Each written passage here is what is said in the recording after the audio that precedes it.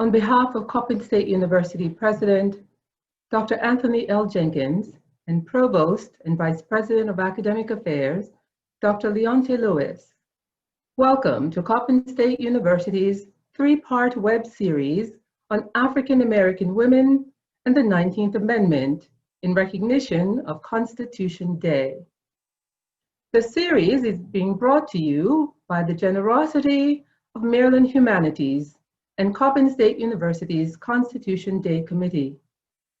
We thank Maryland Humanities, supporter of educational experiences that promote dialogue about our heritage, culture, and our future as Marylanders, for its sponsorship, as well as the committee for its 5-year dedicated service to Constitution Day activities.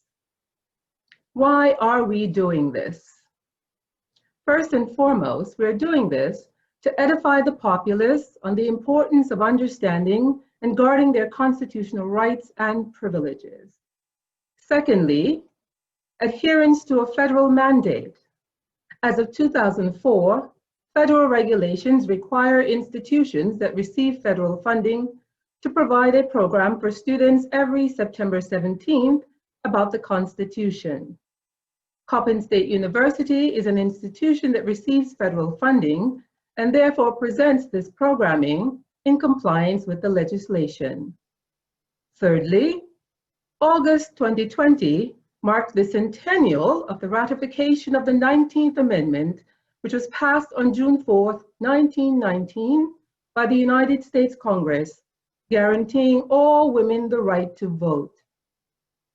Regrettably, African American women were not guaranteed the same rights and privileges as their white counterparts, and were not able to fully cast their votes until the passage of the Voting Rights Act of 1965. Ponder that for a moment.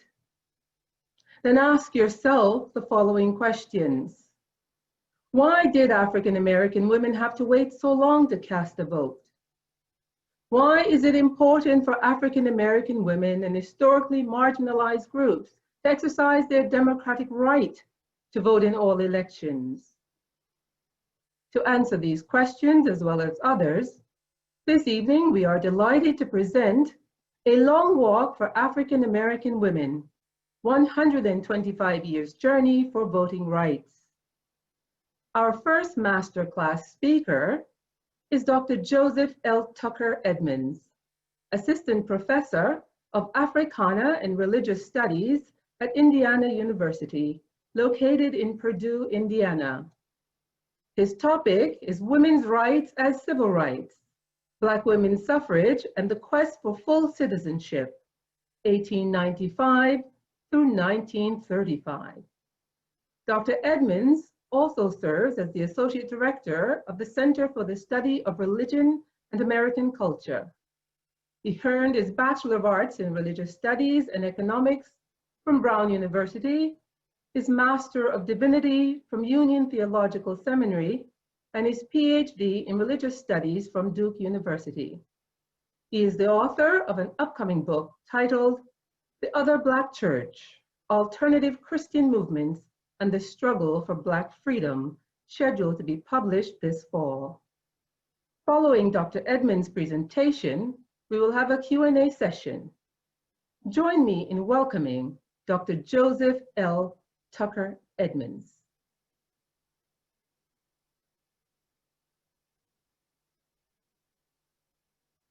Good evening, everyone.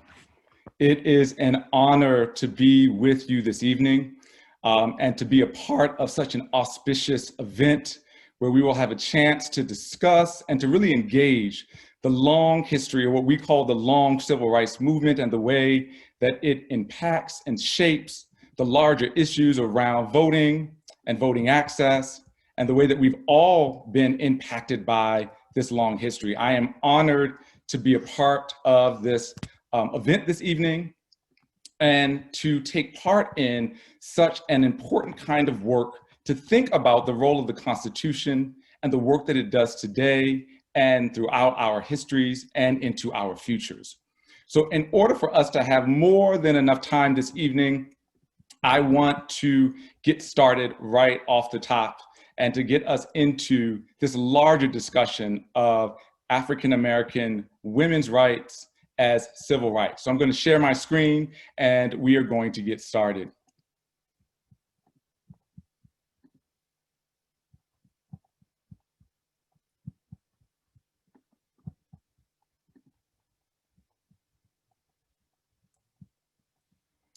Women's rights as civil rights, Black women's suffrage, and the quest for full citizenship.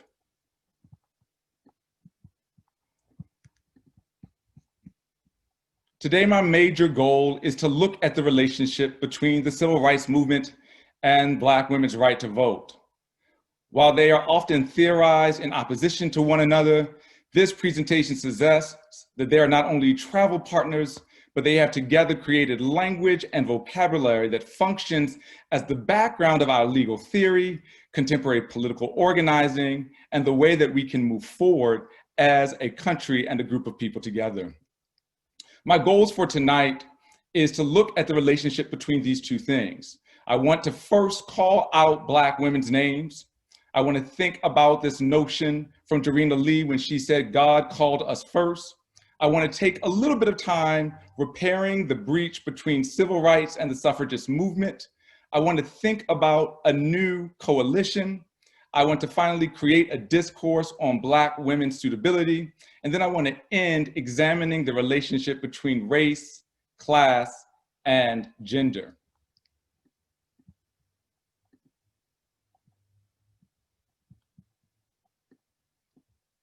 I'm having a little bit of concern with I want to make sure that you all can see my slides. I want to start off by saying their name and citing their names. It is so important that as we talk about the history of African Americans and the vote, that we start off by saying the names of scholars that have been committed and connected to this very important work. I want to say their names and I want to cite their names because oftentimes African-American scholars have been erased or eroded or forgotten about in this long history of telling the story of Black folks in this country and around the world. So I want to say Rosalind Terborg Penn. I want to say Deborah Gray White. I want to say Anna D. Gordon, Betty Collier Thomas, Cynthia Neverdon Morton, Darlene Clark Hine, Paula Giddings, Evelyn Brooks Higginbotham, Marsha S. Jones, and Keisha Blaine. These are just a few names of the African-American women and scholars of African-American women that have done this work and have engaged in the work of trying to help us think about and do this important scholarship. I want to say their names and cite their names so that when we create syllabi, when we do lectures, when we engage in conversations about African-American women and the vote, we inevitably and always engage them and bring them into the larger conversation. I want to start off with thinking about this notion of God called us first. I want to think about this idea of Jarena Lee and Maria Stewart just for a moment for us to imagine and think about the ways in which they are connected to this long history of imagining and engaging the work that we are doing here. The pulpit and the podium were companion venues in the early 19th century. It was the voices of itinerant preachers and poets that made a theological and ecclesiastical claim about Black women that preceded yet informed the language of early Black feminism, Black suffragist moments, the collective models of the NAACP, and the fight for total inclusion that shapes the moments that right after the passage of the 19th Amendment and the long fight until the passage of the Voting Rights Act in 1965. It was Jarena Lee who argued to the African Methodist Episcopal Church in 1827, why should it be thought impossible, heterodox, or improper for a woman to preach or a woman to be free? It was Maria Miller Stewart, the picture on the right, who said, "O ye daughters of Africa, awake, awake, arise. no longer sleep nor slumber, but distinguish yourselves. How long shall the fair daughters of Africa be compelled to bury their minds and talents beneath a load of pots and kettles? Black women never limited their work to a single issue.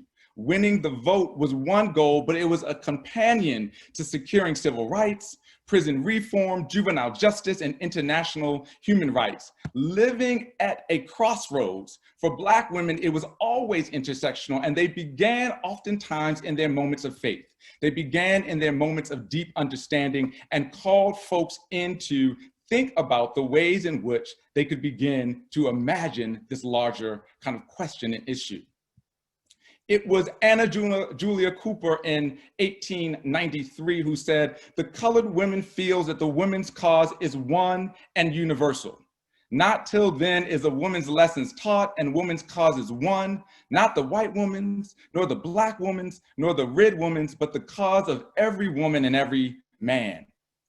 When and where I enter, the classic text of Anna Julia Cooper offered and talked about very deeply this notion of providing space and opportunity for Black women without suing or special patronage, that if they could enter in, the whole Negro race enters in with them.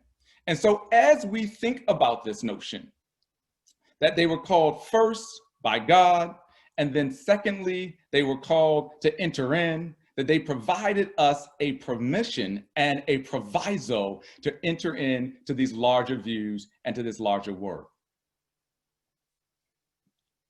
It is, moreover, that it is the fragility of this Black franchise, that there was a deep fissure between the predominantly white women's suffragist movement and the right to vote for Black people in general. However, what was articulated by Ida B. Wells in 1894, that there was a large fragility around Black men's franchise, and she argued there would be the same fragility around Black women's right to vote. She situates for us that for the fight for Black women's suffrage would also include the continued fight for Black women's suffrage and universal suffrage more largely. Black women's suffrage, therefore, was tied to Black men's suffrage.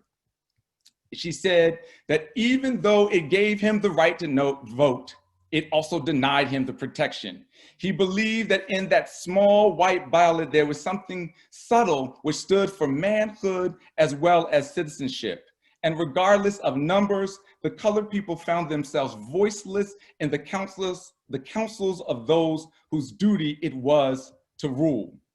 This is Ida B. Wells Barnett talking about the very fragility of the franchise. This also comes together with the threat of a shared enterprise, that while Black men's fragility was up for debate and was being compromised, there was also this notion that if Black women or women in general were allowed to vote, that not only would that disenfranchise and take away from this idea that folks were not able to vote, but it would also provide Black folks a majority in the counties and the areas, especially in the South, in which they lived. If you notice this, this newspaper article from the Richmond Evening Journal said that 29 counties would go under Negro rule, over 60 counties in the state of Georgia, the entire state of Mississippi, that there was a threat of a shared enterprise, that this notion that if Black men and Black women were able to come together, if they entered in together, that they would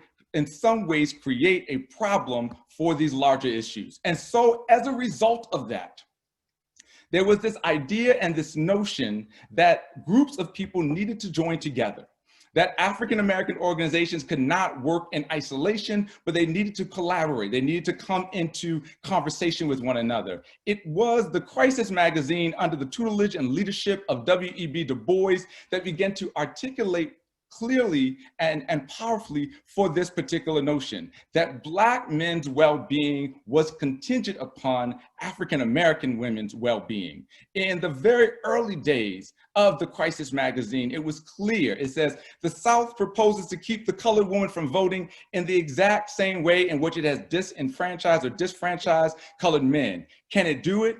Are we gonna let it do it? No.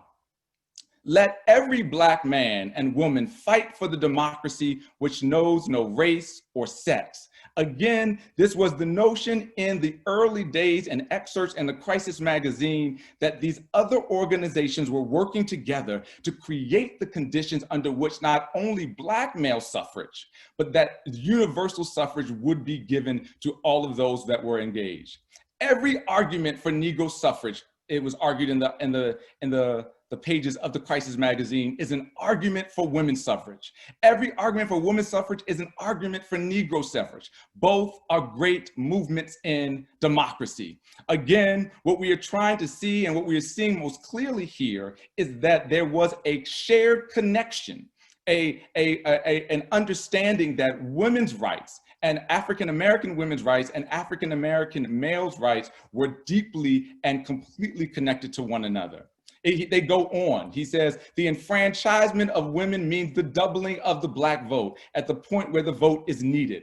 Moreover, we need above all classes the women's influence in politics, the influence of the mother, the wife, the teacher, the washerwoman. In the African fatherland, the woman stood high in council. We need them here again.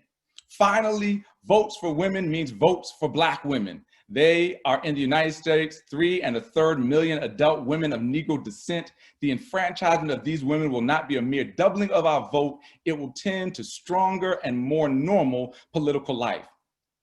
And so I'm highlighting here for you that in the pages of the Crisis magazine and the pages of this NAACP journal, that folks were beginning to argue for the need to articulate the relationship between civil rights for African-American men at that time and the enfranchisement of Black women, that this was an equally and a necessary moment that needed to be addressed. He further goes on in 1912, W.E.B. Du Bois says, it is a great human question. Secondly, any agitation, discussion, or reopening of the problem of voting must inevitably be of the right of Black folk to vote in America.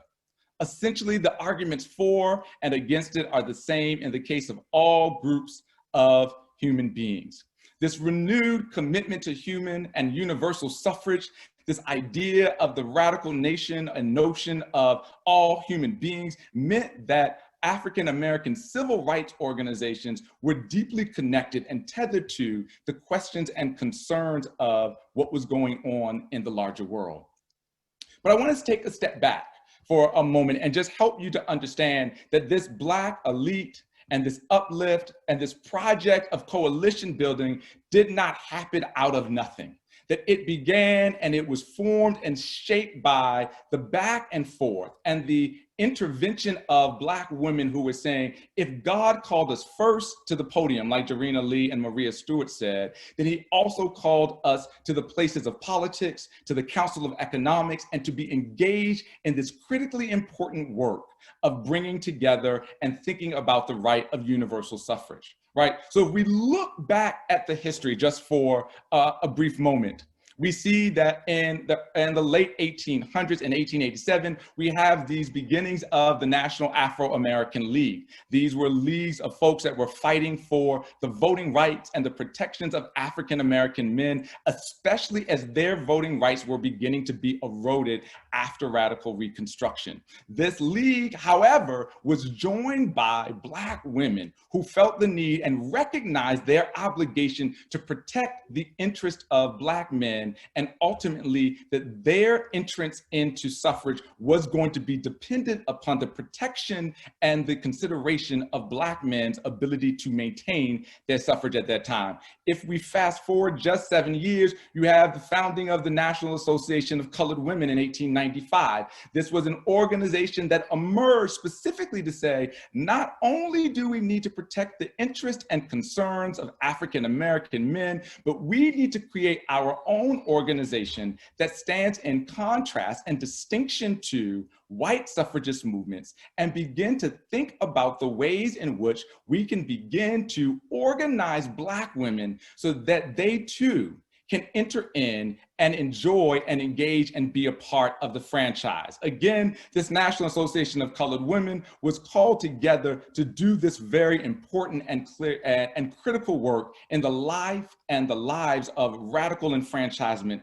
for African Americans. If we fast forward to 1905 or in the Niagara Conference, or in 1909 with the founding of the NAACP, and 1910 in the National Urban League, and even till 1915 with the Association for the Study of Negro Life and History, what we see in all of these moments, which is critically important and is critical for us to understand, is that the women that were a part of these other coalitions, the National Association of Colored Women, the National Association of Colored Club Women's Movement, that these women were at the table at the founding of these other movements, right? So that the Black elite and the Uplift was deeply connected to the power of coalition building. It's not surprising that W.E.B. Du Bois, and in the very pages of the Crisis magazine, was articulating for the rights and the concerns of universal suffrage for Black women,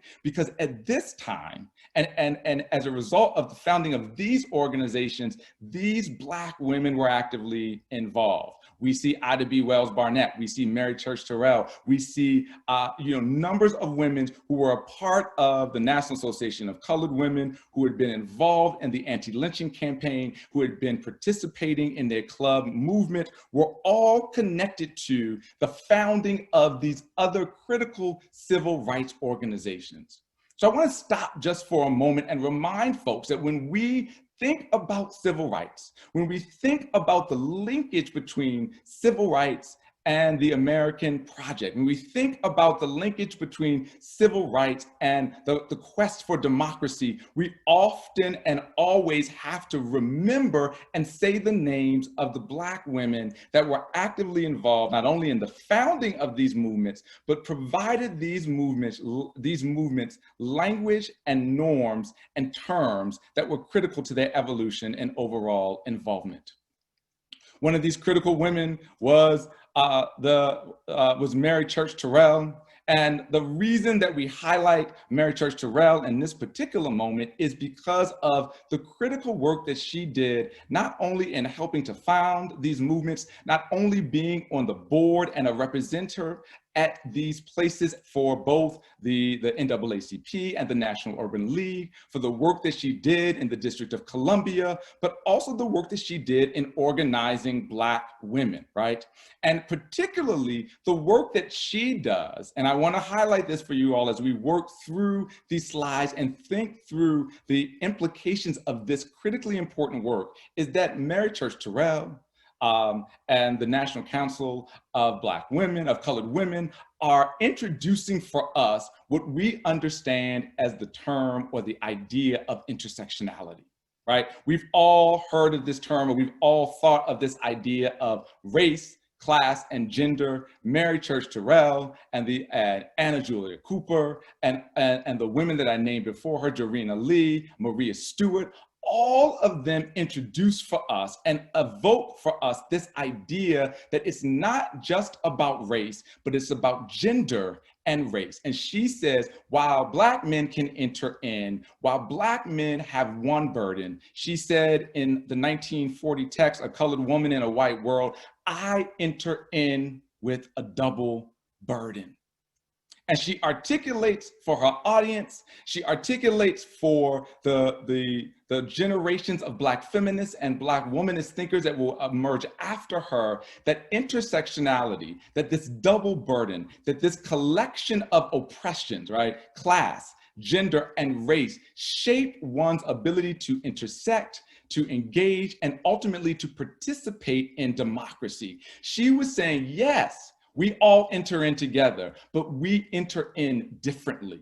And the work that Mary Church Terrell does, introducing and helping to underline and outline intersectionality, is important because of the ways in which it opens up and helps us think about these larger questions. This goes on and is not limited to someone like Mary Church Terrell. I want us to also think about our famous anti-lynching activist, Scholar and journalist Ida B. Wells, all of you know her from The Red Record or Southern Horrors, her classic text that she wrote about the horrors of lynching in the American South and throughout the United States. But Ida B. Wells was also a critical advocate, a critical activist and component in not only agitating in conversation with African-American men about the need to address and consider African-American women's rights, but also the need with and in conversation with her white colleagues and counterparts to think critically about this dual and interlocking systems of oppression. What I would like for us to think about and imagine as we talk about someone like Ida B. Wells Barnett is this notion of her collective critique, that she is enabling in her language and her discourse to begin to develop a mechanism for us to talk about the United States and the particular system of exclusion as a model of terror that does not allow anyone, regardless of the franchise, to experience the fullness of citizenship, as she is advocating for an anti-lynching law, and as she tethers this anti-lynching law not only to the founding of the NAACP, not only to her suffragist movement, but also to the emergence of Black women in the public sphere, that she's doing the kind of work that suggests that if we are going to do a critique that is useful and demonstrative for changing the nature of democracy, we cannot do it in a way that only looks at one issue. So if someone like Mary Church Terrell brings us in to the idea of the double burden of being both Black and a woman, Ida B. Wells, alongside Mary Church Terrell, brings in what I would like to call this collective critique, that brings in a critique of empire and the failures of settler colonial democracy that have excluded Black folks, not simply through, or not simply the denial of their ability to participate in the franchise, but has excluded them from participation and the ability to enact and participate in and through the very logics of the law. Lynching functions as a theater or a spectacle to consistently and explicitly dehumanize Black bodies. This is Black women's bodies, this is Black men's bodies, this is Black children's bodies. And so the collective critique that she elevates through lynching is a critique that brings into question or helps us to bear that not only do we want to have the right to vote, but if we get this right to vote, or when we got that right to vote under the conditions of someone like Ida B. Wells, it needed to come alongside with a radical reordering of the society that we lived in. And so that becomes very important for us to think about the ways in which that played out. So for Ida B. Wells, not only was she critiquing lynching, she was critiquing male dominance and hegemony, and the exclusion of Black women all at the same time. It's not surprising that in the 1913 suffragist march on Washington, D.C., that Ida B. Wells Barnett, with the Illinois delegation, said to the leaders and the creators of that march, "I will not march at the back of that line. I will not allow for us to live in a fractured Plessy versus Ferguson world, separate but equal. But if we are going to march and we are going to fight for women's rights, especially for the franchisement of Black women alongside white women, if we're going to protect the larger interests and concerns of Black men whose rights are being eroded, we must do this while critiquing democracy, a collective critique of democracy and the failure of democracy to include everyone." She said that the Negroes were likely to have a restricted suffrage, and that the white women of the organization were likely beavers to bring it about. "I made another effort to get our women interested. With the assistance of one or two of my suffrage friends, I organized what afterward became known as the Alpha Suffrage Club. The women who joined were extremely interested when I showed them that we could use our vote, for the advantage of ourselves and of our race. So that Ida B. Wells, again, is articulating that when Black women enter, and where they enter, they do not enter by themselves, but they bring along the entirety of the race. And as she continues, they bring along a critique of the world and the problem of this world that stands in contradiction to their well-being. And she said this as she protested in front of the White House. I'm not taking the stand because I personally wish for recognition. I'm doing it for the future benefit of my whole race. Again, this notion of future benevolence, this notion of seeing the future and thinking far ahead that included and required a critique of the world that she lived in then, right? So she had a micro assessment of the world, or a tactical assessment of the world that she lived in then. But Ida B. Wells, alongside with Mary Church Terrell, were also providing a critique of the world that they wanted to see. This kind of notion of future benefit or future benevolence was connected to a way of rethinking and reimagining a world where Black folks would not just have the right to vote, right? But that they would have the ability to be fully franchised and full participants in democracy. This continues, my folks, with not only thinking about race and gender and terror, but when we get to Nannie Helen Burroughs and the notion of class uplift, we also get an opportunity, or we also get the possibility to think about a critique of class, right? So we have race, we have gender, we have this kind of notion of terror or the failure of democracy, but we also have this notion of class uplift that Nannie Helen Burroughs brings into this debate. She writes and is particularly known not only for her work alongside Mary Church Terrell and Ida B. Wells Barnett in the women's and the Black women's suffragist movement, but what she also introduces into this is she thinks about the burden that was placed especially upon poor Black women, right?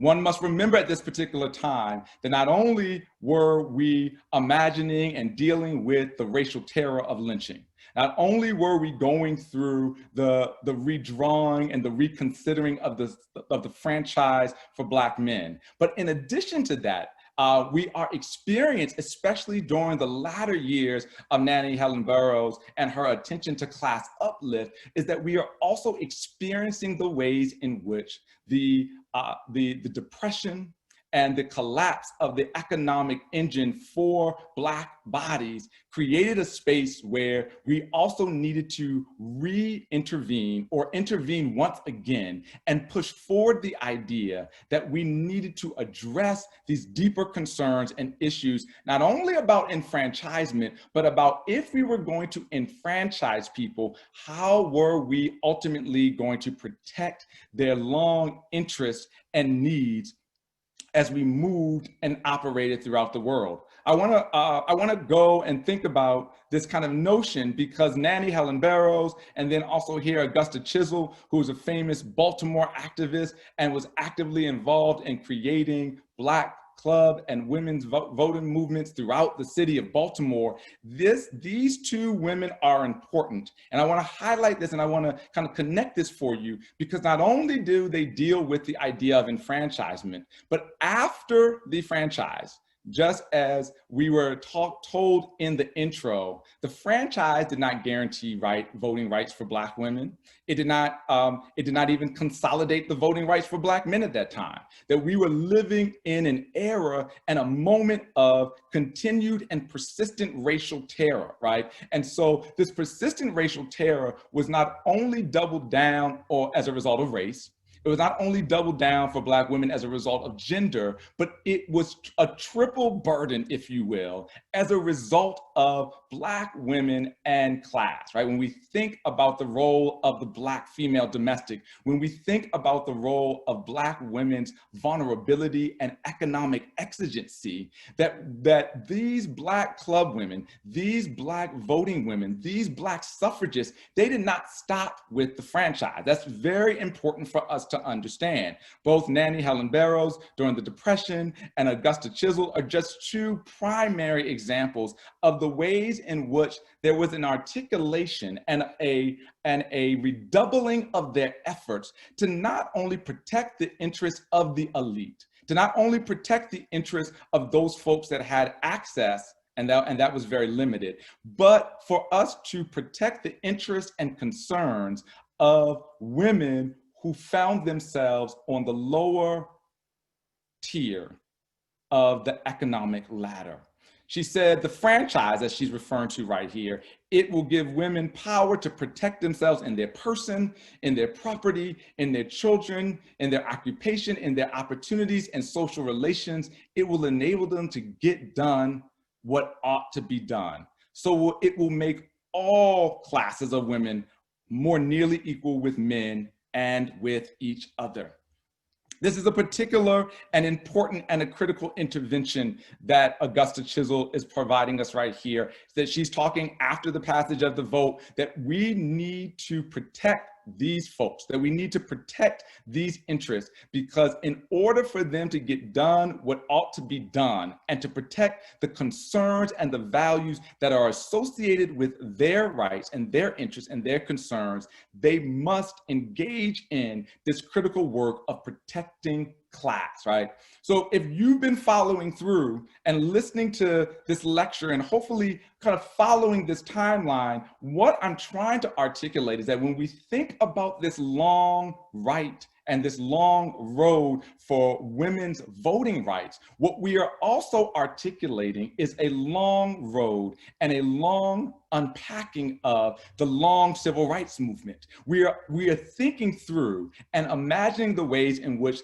these Black female voting rights activists articulated language, norms, and practices which help us to understand the logics and the constraints around not only thinking about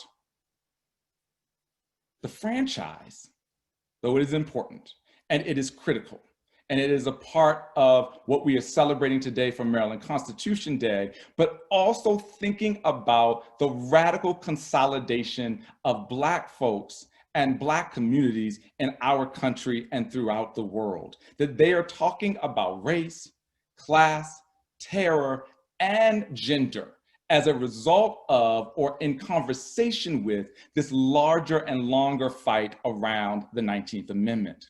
It is that, therefore, and I just want to jump to this for a moment and then I will come back in a minute, is that we begin to have this idea of a deeper sense of class consciousness that pervades and shapes the way that we think about and automatically imagine the deeper history of what it means to be Black and decent and citizen and valued in the world and specifically in the United States. I fast forward just for a moment to Fannie Lou Hamer because I want for you to understand, and my colleagues that are going to be presenting tomorrow and on Thursday are going to continue this work, but I want to push forward because this notion of these interlocking oppressions that these founding and leading women of the women's rights and the women's voting rights movement put forward become and telegraph for us the role of this deeper conversation in America, right? Fannie Lou Hamer in 1964 asked, is this America, right? The land of the free and the home of the brave, where we have to sleep with our telephones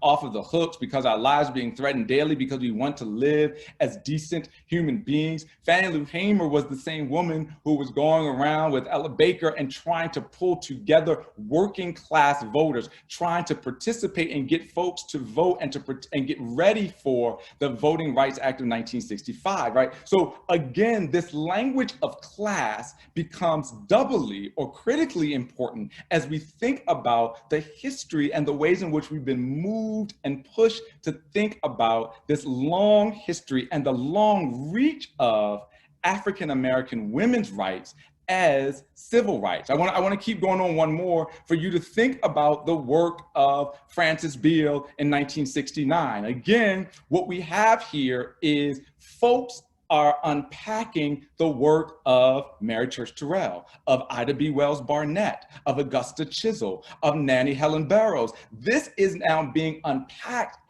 from this notion from double jeopardy to triple jeopardy, that from to be Black, female, and poor becomes a notion or a term in 1969, again, for Black communities and Black folks to be able to think about the interlocking oppressions that folks like Helen Burroughs, Mary Church Terrell, Ida B. Wells articulated and analyzed for us. And they made it clear that it was not just linked to the idea of the franchise, but that most importantly and critically, it was linked to a deeper notion of citizenship, a collective critique of the failures of democracy, and that it opens up what we now can talk about as critical race theory. Thank you, Kimberly Crenshaw, Angela Davis, Bell Hooks. We can think of these folks as articulating for us the very logic and norms that separate and begin to help us understand the excursion or the excision of Black folks from full participation, and the mechanisms and the theoretical and political tools that can be used to reinsert folks into this larger project. So it's not surprising that when we think about emerging Black feminist organizations in the 1960s and the 1970s, that they are all using the language, the norms, and the terms that were articulated by folks like Ida B. Wells, like Mary Church Terrell, like Nannie Helen Burroughs, right? The Third World Women's Alliance in 1968, the Steering Committee Against Repression in 1970, the National Women's Political Caucus, the National Black Feminist Organization of 1973, the Combahee River Collective of 1974, and we can move into the present moment. But I wanted us to stop and think here, because we don't have Black feminist organizations of the 1960s. We don't have Black civil rights organizations of the 1980s and the 1990s, and even as we move forward into the Black Lives Matter movement, without the critical interventions of the women that I outlined in the presentation tonight.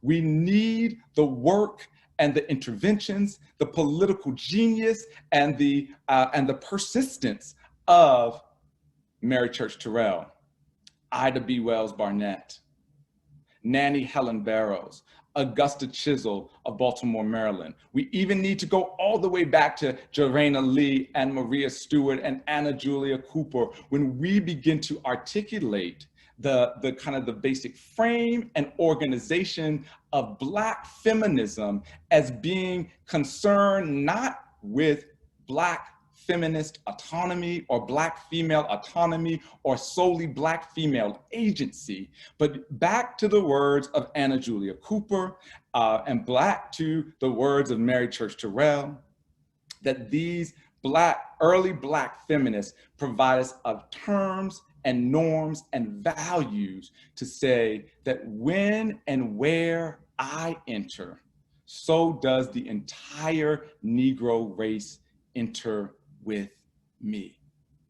So it's not surprising that the Black women's voting movement of the early 20th century not only shaped the founding of those critical organizations like the NAACP, the National Urban League, the Association for the Study of African American Life and History, it not only shapes the way that Black folks participate and take a large role in political organizing and political imagining during the Depression and the eras following the passage of the amendment. It not only shapes the 1964 movements where Black folks begin to organize and push the Voting Rights Act of 1965, but ultimately it becomes the very ground and foundation for what we understand as a Black feminist ethos or a Black womanist ethos that prepares the ground for all folks to enter in, for everyone to participate, and for the whole body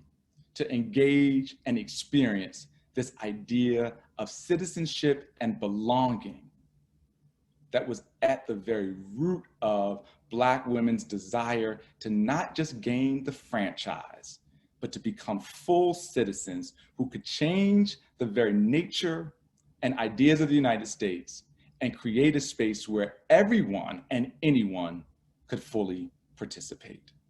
Thank you, and I'm now open to take some questions and to further engage these ideas and thoughts.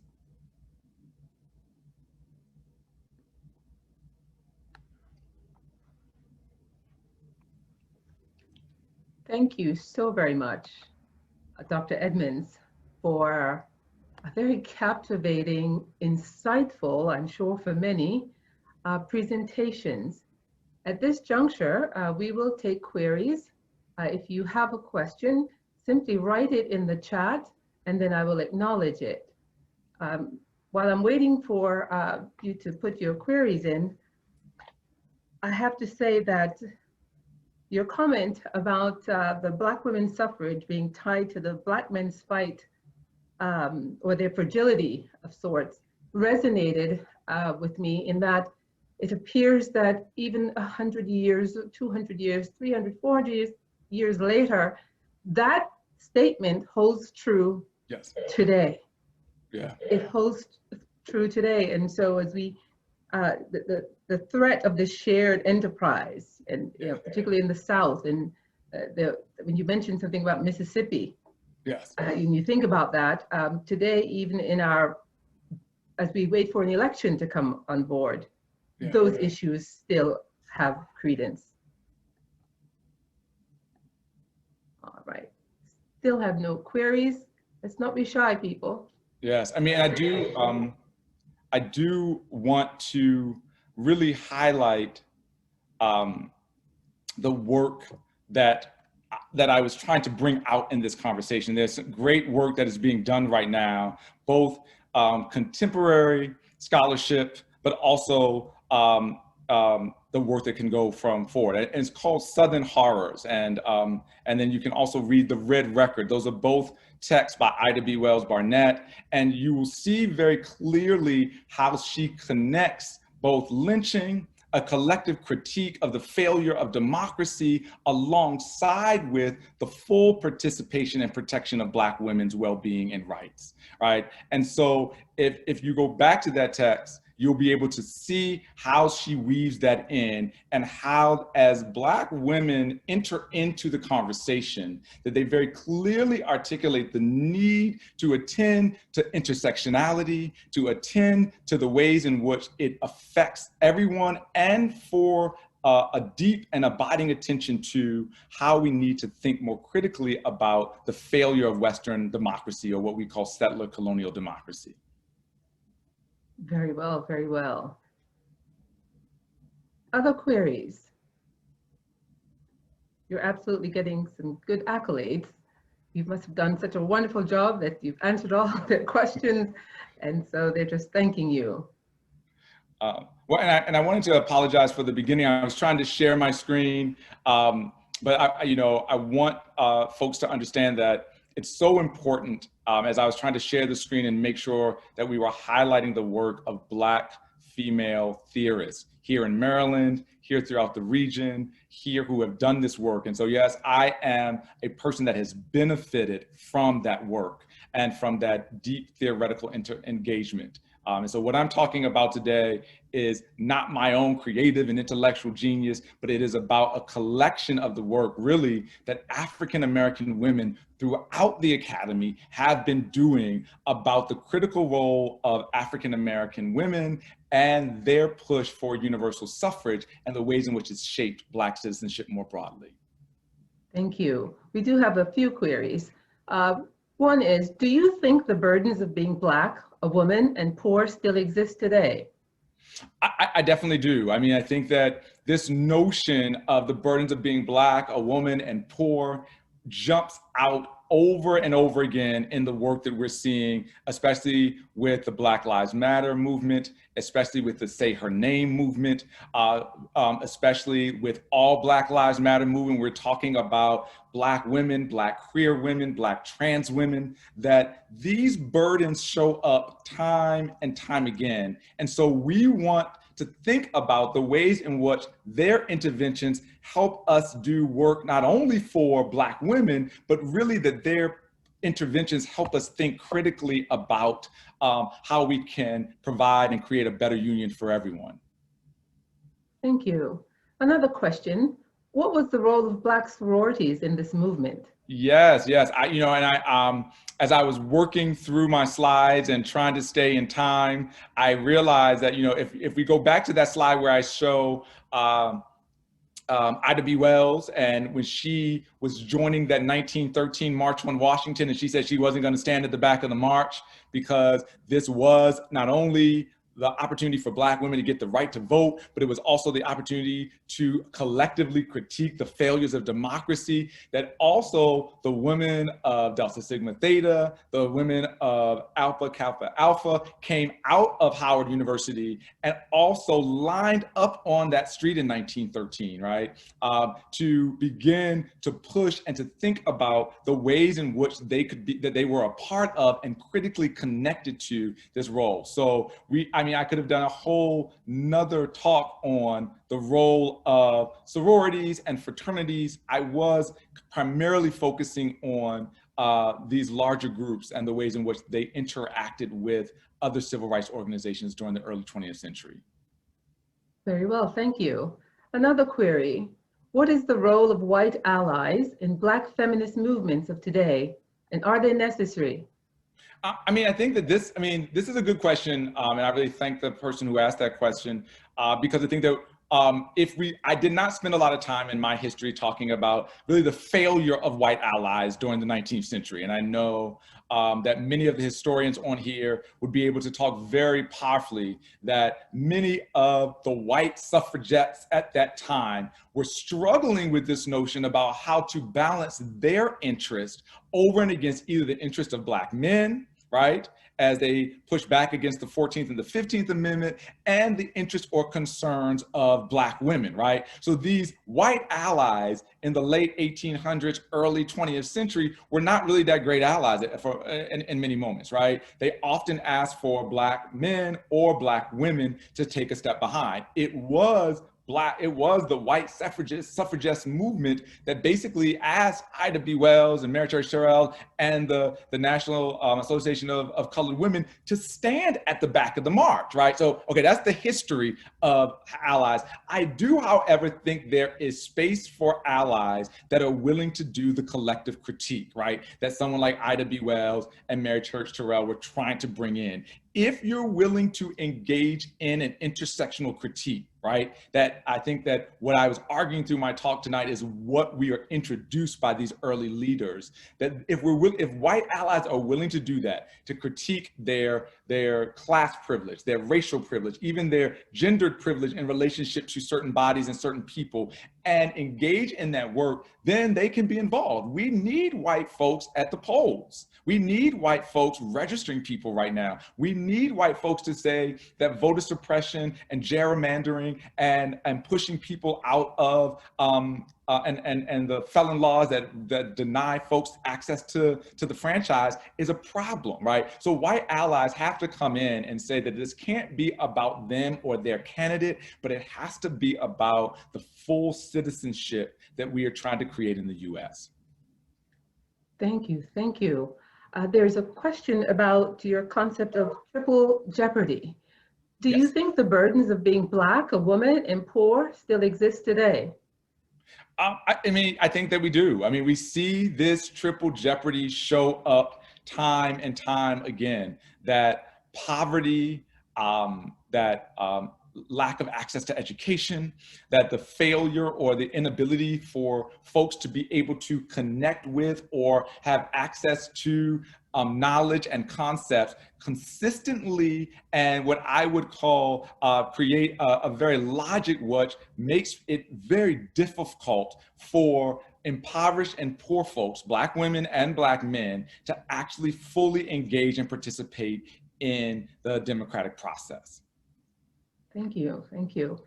Another question is, which Black women of this era do you think will be among those uplifted as champions of Black women's rights? And there's a second part.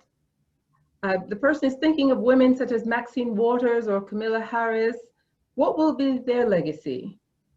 Well, I mean, I think that again, their critical legacy for folks like Maxine Waters, for folks like Eleanor Holmes Norton, you know, our esteemed congressperson from the District of Columbia, their real contribution, and I didn't get to Mary McLeod Bethune in my talk today, and we could kind of bring her in, is the real participation and in the electoral process, right? To run for office, to change within the halls of Congress or within state legislatures, right? To rethink what it means for Black women, for Black bodies, for poor people to participate in Congress. I don't know the exact statistic right now, but we still know that far too many of our elected senators in the United States Senate are millionaires, right? It is an old boys, mostly, billionaire and millionaire club, right? What folks like Kamala Harris and Maxine Waters and others have done is try to challenge the dominance and hegemony of that kind of exclusionary projects or exclusionary metrics that are required for you to even enter in. And I think when someone like Maxine Waters is saying she's reclaiming her time, she is uttering in a different form and a different way the very same term of Anna Julia Cooper, who is saying, when and where I enter, all people enter with me. Absolutely. Next question. Can you expound on the notion of universal suffrage espoused by African-American women? Yes. I want to, this notion of universal suffrage is important because that is deeply connected to this idea that suffrage should not be contingent upon one's education, one's physical location, one's economic class, right? And so even though our American society, our original democracy, was founded on the exclusionary practices of if you were land owning, if you were white, if you were male, right? Black females and Black women, as they were entering into this conversation, were making an explicit claim for universal suffrage, right? That regardless of one's social, political, economic, geographic location, that they should be able to participate. And that was unique even in some ways against what some of the Black male suffragists and voting rights activists were articulating at that time. They were talking more for a gradualist and incrementalist approach that was very different than many of these Black female suffragist activists. Thank you so much. Next question has to do with laws surrounding lynching. Yes. And as they relate to Ida B. Wells and their applicability today. I mean, I think that, clearly we still see lynching, right? That's number one, right? And so there was a long period in history that you know, after Ida B. Wells, that we finally got an anti-lynching law that was passed, right? But even with those laws on the books, it has not radically changed the very logic that undergirds lynching, right? And so what Ida B. Wells and the anti-lynching movement was trying to highlight was that there was white supremacy married with vigilante justice that put the very safety and security of our democracy at risk, right? And what we are living in right now is white supremacy meeting with vigilante justice, right? That's putting the very safety and security of our democracy at risk, right? And I think that it's not surprising that white supremacist vigilantes today are acting out in the way that they are to try to scare folks from coming to the poll, right? This whole logic of we're gonna be out there, we're a militia, we're not sure if the mail works. All of these are telegraphing a real threat to full suffrage and full franchise. And I think that we see this over and over again. We saw this right here in Indiana, where I live, where right outside of Bloomington, a young Black man was in the woods, minding his business again, was attacked by white vigilantes and was almost lynched, except for the fact that someone came and stopped that particular interaction. And so, I mean, we're seeing this over and over again. Police brutality is a form of lynching. This exclusion and expulsion from participation is a form of lynching. My. Thank you so very much. We have another question that actually dovetails or piggybacks on the question you just answered and resonates with the theme of your presentation. And it is, do you believe African-American women are taking advantage of voting, considering that we have been granted the right to do so? I mean, I think that the data shows, and I'm not a political scientist. Most of my work is in religious studies and in religion and political organizing and the relationship between the two. But the data shows that Black women vote at higher numbers than any other group in this country. That's the first thing. And so I would argue probably more than anybody else, and that's percentage-wise, that Black women and African-American women are taking advantage of voting. They are creating organizations, they are protecting the interests of voting, and they are talking about it at all levels of democracy. So it's not surprising to me that the founders of the Black Lives Matter movement are Black women, that one of the leaders of, voting rights and issues is Stacey Abrams, a Black woman, right? That again, that they've taken a critical role in addressing this issue and actively fighting for its engagement in the broader world. Thank you. I tell you, your responses are going right into the next query. So this is very seamless. I love it. The next question is, how does the idea of universal suffrage link to the concept of post-traumatic stress or post-traumatic slave syndrome as proposed by Dr. DeGrow? And what might be the impact of those folks who have been in the struggle, thinking that they've been working through the issues, leaving them slowly in the past, but all too rapidly seeing the issues raised even more deeply today? Yeah, I mean, that's a very deep and difficult question. I think that, again, we can take another example from the Black women suffragist movement. They said in their motto for the National Association of Colored Women, lifting as we climb. And so one of these ideas is, and I think that even though that sometimes was critiqued for having paternalistic or overtones of respectability, I think that deeply embedded in that was a deep concern for educating the populace, for dealing with the trauma, for responding to the whole person if we were going to universally suffrage or universally franchise, right? So if you're hearing Ida B. Wells, and then as I move forward with folks like Fannie Lou Hamer, they were saying it's not enough that Black people can get to the poll and vote and be beat down and hurt and just barely pull down that lever. We want to create the conditions where they have a decent life. And so universal human suffrage and universal suffrage always has to be tethered to decency and the deep values of democracy that would allow for these Black citizens to be full participants in the society in which they belong. Thank you, thank you. Now, we know that you are also a scholar in religious studies. Yes. And this query is, what role did faith or spirituality or religiosity play in the lived experiences and activism of Black women in this era?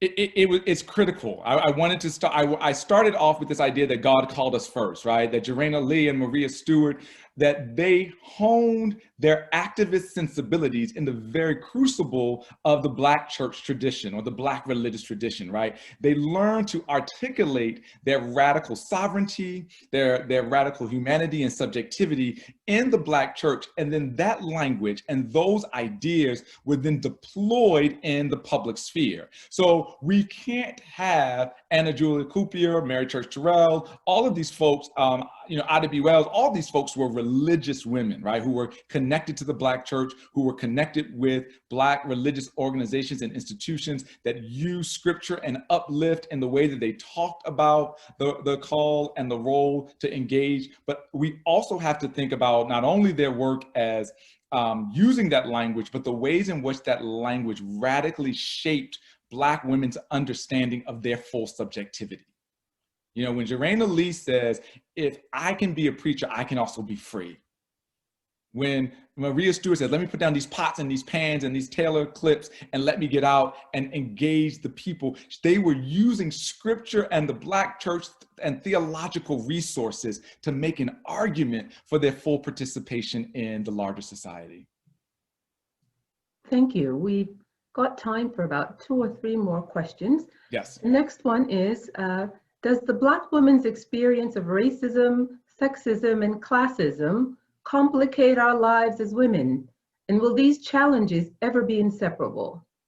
I think that it's clear that they complicate the lives, right? I think that, one of the points that I did not get to bring out was, Mary Church Terrell, it's 1940 when she is publishing her autobiography. And it's really not until that time that she becomes the first single authored autobiography in this country by a Black woman, right? So we talk about this long history of exclusion of Black women, of Black poor women, of Black poor women who have different gendered or sexual identities, right? That all of these cohere and come together. And so, yeah, I think that this is still an issue.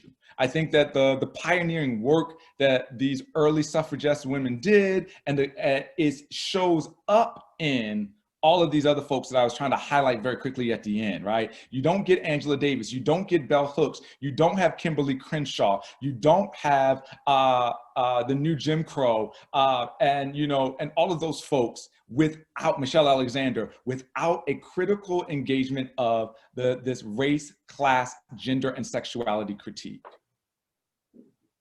All right, very well.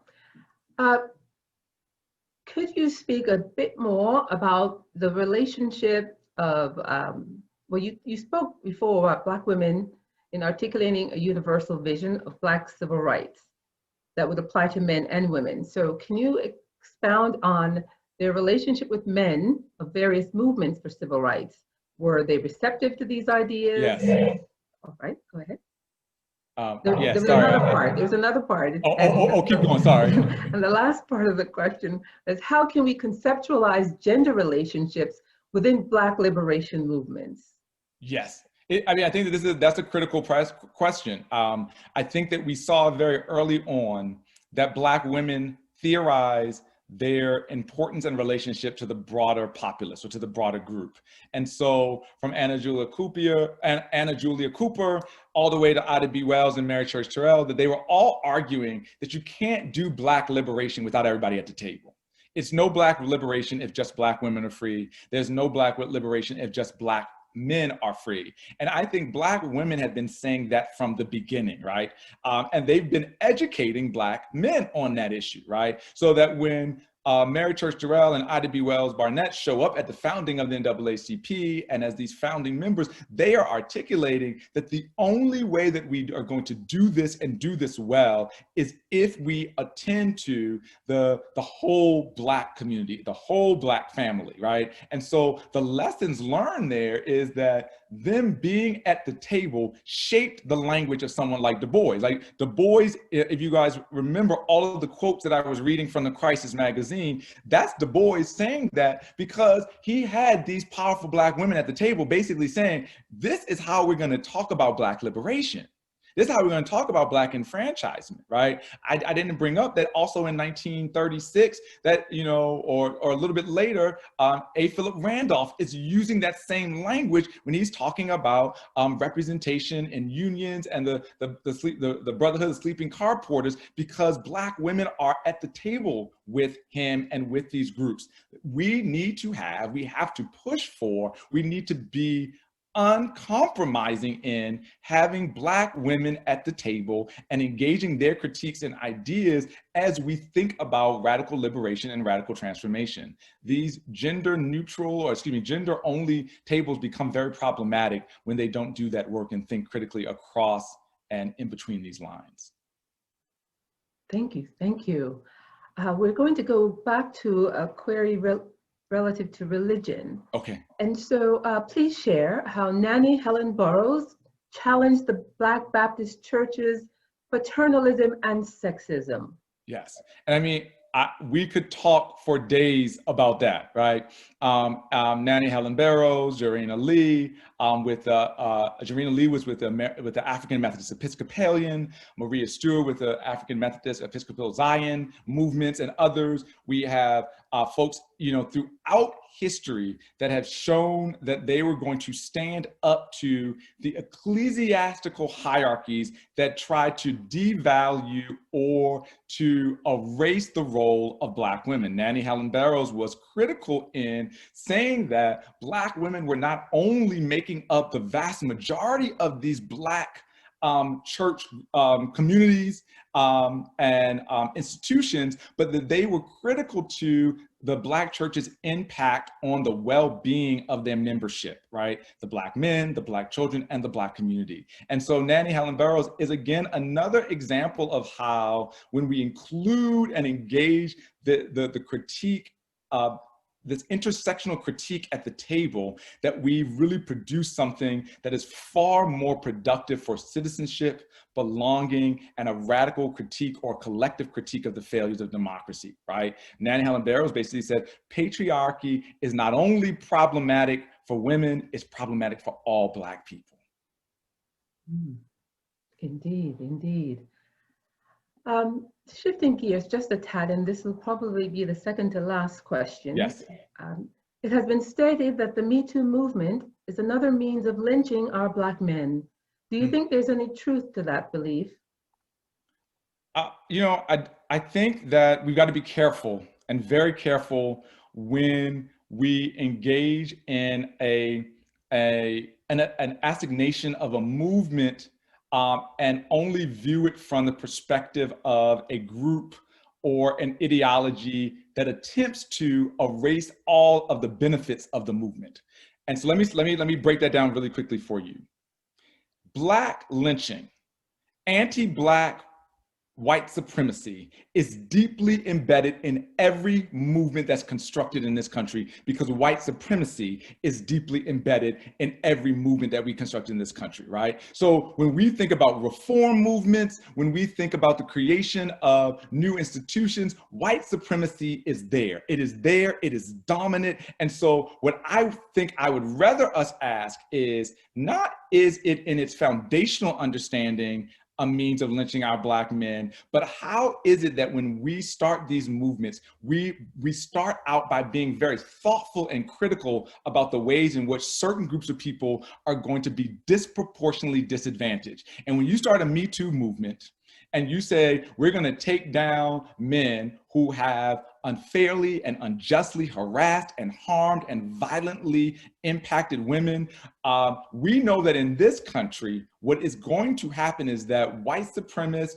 and folks that are not engaged and committed to democracy are going to use that movement to further penalize groups of people that they do not like, right? And so it's not surprising that Black men might come up on the short end of that stick, but I would argue that happens in many movements. And what I would rather say is that let's get to the foundational issue. Let's talk about white supremacy. Let's talk about the continued lynching of Black men, but still say that we can have a Me Too movement, or a movement that protects the interest of Black women, specifically Black poor or Black marginalized women in this country. Thank you, thank you. The final question of the evening, which is really what this evening's about, action. What more do you think we can do today to further their legacies in today's climate? Yeah, I mean, that's the question, right? I think that what we're doing right here is the first start, is that we remember and say their names. As I started off tonight, I said the names of the scholars and Black African-American thinkers who shaped this work and this research, but we also have to say the names of the Black women who have created this critique, who've done this important work, who've pushed forward these issues. And we've got to remind ourselves that the work is not yet done. Stacey Abrams just has her new documentary, All In, who's reminding us the work is not done. Eric Holder, our former Attorney General, is dealing with gerrymandering and the failures to protect the interests and concerns of all voters, and particularly African American and marginalized voters. Our work is not done. We've got to say their names and remember the work that they did. We've got to apply this intersectional critique. We can't be comfortable as elite and well-educated Black folks saying it's good enough that we vote. It's good enough that we have jobs. It's good enough that we get to participate. No, if nothing else, what we learned from Ida B. Wells, Mary Church Terrell, Fannie Lou Hamer, Nannie Helen Burroughs, is that their intersectional analysis said we've got to think about everybody.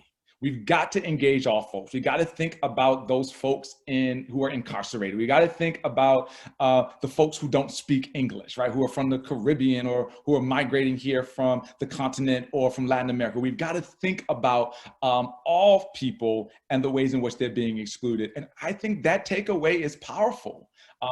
What 5 to 10 people are we going to get to the poll in November who might otherwise not have been there? Let's make that our mission. Let's make that our calling. Let's support them and lift them up and saying, not only do we see their radical humanity, but we also see the possibility that the system that we live in can be changed so that they can actually fully participate and have their well-being valued. Bravo, Dr. Joseph L. Tucker Edmonds. Thank you. You have edified, enlightened. This has been refreshing. We thank you so very much. You've said, you know, when and where I enter, that was a quote, I believe, from Yes. Ida B. Wells, but when Black women enter, they do not enter by themselves, but they bring the entire race. And so African-American women's rights are human rights. Yes. I think that's been the message that you've brought forth. Thank you, thank you, thank you. I wish we were in a room so you could hear the thunderous applause. When you read the comments, you will see that your time spent with us this evening has been absolutely worthwhile. And so I'd like to say heartfelt thanks to Maryland Humanities for sponsoring the web series, our remarkable speaker, Dr. Joseph L. Tucker Edmonds, the Constitution Day Committee, comprised of Dr. Mary Wanza, Dr. Claudia D. Nelson, Miss Melissa Rigby, and yours truly, Dr. Jacqueline Rhoden-Trader. Thanks also to Miss Kelly Jackson for her outstanding technical support, and to you, our listening audience. I believe at one point I noticed we had about 79 or 82 persons who listened in this evening, and so that is outstanding. We hope that you will join us tomorrow evening for part 2 of our web series entitled Fight for the Ballot, featuring Dr. Ida B. Jones. Pleasant good evening, everyone, and thank you.